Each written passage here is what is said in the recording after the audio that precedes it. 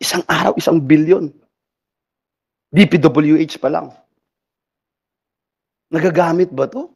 Nasaan ito? Tanungin ho natin yung mga kababayan natin sa Bulacan. Tanungin nyo ho kahit sino sa kanila. May pakinabang ba ang taong bayan dito sa flood control program ng pamahalaan? I don't think makakakuha po kayo ng magandang sagot. Lahat po galit. Pagkatapos ho ng feasibility study na lumabas, nag-usap po kami ni Secretary Bonoan at Secretary, if you would recall, ang sabi niyo po, yung feasibility study ay kulang. Hinahanap ko po yung exact words na binanggit niyo po sa akin kasi yung feasibility study nito parang nalubog din po sa baha eh. Mr. Chairman, hindi ako magtatagal para makapagtanong na po tayo. I just wanted to put on record na we are not getting any better. We are getting worse. May mga lugar na hindi baha, ngayon baha na. Mr. Chairman, siguro dapat may managot naman ho. May managot naman dito sa mga paghihirap ng mga kababayan natin. May magawa naman po tayo. And that is why we are all here this morning, Mr. Chairman. We are here to look into the effectiveness of these flood control programs, to identify the gaps in our policies and protocols, and most importantly, to find solutions to all these problems. Yung NIA na tinanong ni Senator Francis nun, parang hugas kamay, wala daw silang magagawa dun sa mga dam. Eh, ang laki ho ng tinaas ng tubig, na taon-taon na lang, ganun din ho. Kung kailan mataas ang tubig, dun magpapakawala. So again, Mr. Chairman, I'd like to thank you for your swift action on this matter. We're looking forward to a fruitful and truthful discussion. Okay. Maraming salamat po sa Thank inyo. you, Senator Villanueva. Alam mo, ramdam na ramdam ko yung nasa puso ni Senator Joel, ano? Lalo-lalo na yung mga kababayan natin dyan sa Bulacan. Sana ito'y tumanim sa ating lahat. Sana naman, ano ba, pagtulong-tulungan natin. Holistic approach. Kailangan, no? Actually, hindi lang Bulacan may problema dyan. Buong Pilipinas. But anyway, I would like to give the floor for her opening statement. Senator Amy. I do not see anyone from San Miguel or the contractor of San Miguel. They do not seem to be present in order to defend their rather checkered history, the Boscalis group of contractors, who also perhaps had something to do with the great amount of water that was displaced, 100 million cubic meters. I think this has to be considered.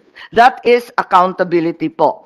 Bakit wala sila rito? DENR, ang NLEX, TOL, panay ang singil nila, pataas ng pataas ang singil, wala naman dumadaan, wala rin naman linibre sa amin. Yung San Miguel, ganyan din. Eh, asan sila? Wala naman pumutok na detailed dike katulad noong 2012. Wala naman rinilis sa Pantabangan. Ba't nagkaganito tayo? So yung accountability po, ipaliwanag lang please. Ikalawa yung response. Napakahina naman ng response. Nalilito naman kami dyan. Ba't naman wala naman sumaklolo sa sino man? At ngayon, nananatili pa rin na homeless ang napakarami, pagkat nalilito rin, at sana nananawagan ako kay Mr. Chairman, pwede ba isama na rin natin yung Department of Housing and Urban Settlements, pagkat ang pera para sa partially damaged at totally damaged homes sa norte, nalipat from DSWD at napunta dito sa bagong department, nagtuturoan po sila ng NHA, may 1 billion, tapos sasagutin kayo na pero wala na. Alin ba talaga? Ako'y nalilito talaga at hindi na namin alam kung saan pupunta. Ganon din sa Department of Agriculture na wala ring sumasagot kung saan manggagaling yung replanting, restocking ng short maturing at saka yung quick quick harvest varieties ng rice and gulay. Yung mais, wala nang pag-asa yun hanggang November. Talagang tangay na lahat yun dahil basa masyado, hindi nakakayanin yan. Ikatlo, yung plano, yung mahiwagang feasibility plan na sinasabi. Mahiwaga siya talaga, hindi namin maintindihan. Talaga ba yung kasalanan, Bustos Dam, katulad ng sabi ni Governor Daniel? Totoo ba yun? Nia, pakisagot naman please. At yung budget ng DPWH, siguro panahon ng tignan ng maigi, bakit napupunta ang napakaraming pera, lumalala naman yung problema. Yun nga, sinabi 703. Sa susunod na taon, may proposed budget na naman sa NEP natin, flood control, 215 billion. This year, may 182 billion. Kada taon, billion-billion. Nung bago ako pumasok sa politika bilang kongresista, nagtataka ako ba't ang daing flood control. Ang sabi po sa akin, tanga ka pala wala naman sisisid sa COA. Maayos yan. Gano'n na ba talaga ang nangyari sa flood control? Hindi naman sisisid yung mga auditor, pambihirang buhay to. So, therefore, to recap po, I think we need to put our heads together. And while we tend to romanticize the extraordinary steadfastness and resiliency of the Filipino, I think it makes us ponder whether in this day and age it is not enough simply to be resilient, but we Filipinos must also be buoyant. Tanggap na ba talaga natin na babahain at malulunod tayong lahat? Okay. Senator Tulfo, you're recognized for your opening statement. Thank you, Mr. Chair. Good morning, Mr. Chair, Senator Bong Revilla, my esteemed colleagues, and invited guests and resource persons. Let me start by stating the obvious. As a tropical country considered to be the most disaster-prone country in the world in the World Risk Index, frequent heavy rains and strong typhoons are inevitable in the Philippines. That is a fact. Flooding is a constant problem we have to deal with. But unlike rains and typhoons, flooding is not totally inevitable. Floods are completely preventable and avoidable. Kailangan na natin umaksyon at kumilos. We should not just react to disasters, we should avoid disasters. For the past 2 decades, the Philippines has experienced the deadliest typhoons and the worst floods in our history. Nandiyan po ang Bagyong Ondoy noong 2009. Ang Bagyong Yolanda noong 2013 at ang Bagyong Odette nitong 2021 lamang. Bilyong-bilyong piso na po ang naidulot nito na perwisyo sa ating kabuhayan, lalo na sa sektor ng agrikultura at libu-libong buhay na po ang nasawi dahil dito. Ngayon po, mas nakakabahala na kahit walang bagyo ay madali nang binabaha ang ating bansa, lalo na Metro Manila at mga kalapit na probinsya gaya ng Cavite, Pampanga at Bulacan. Mapapansin po natin na magkaroon lamang ng walang tigil na pag-ulan sa isang araw ay matinding traffic nang idinudulot sa EDSA at karamihan sa universidad natin sa Taft Avenue at Maynila ay agad-agad magsususpindi na ng klase dahil sa baha. Kamakailan lang ay halos mag-camping na po ang karamihan sa mga kababayan natin sa expressway dahil sa bigla ng daloy, bigat na daloy ng trapiko dulot ng baha. Mr. Chair, my dear colleagues, we can no longer afford to be reactive to these situations. Masyadong malaking perwisyo na po ang dulot ng pagbaha at masyadong malaki na po ang naidulot nitong perwisyo at abala sa ating kabuhayan, lalo na sa agrikultura. In this committee hearing, I hope that we can shed light on the reasons why our country is still having a hard time resolving our constant problems with flooding. Maraming katanungan ang dapat mabigyan ng totoong sagot.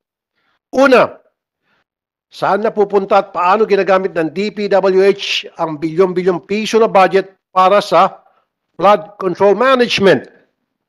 This 2023, halos 183 billion pesos po ang nilagay ng national budget sa national budget.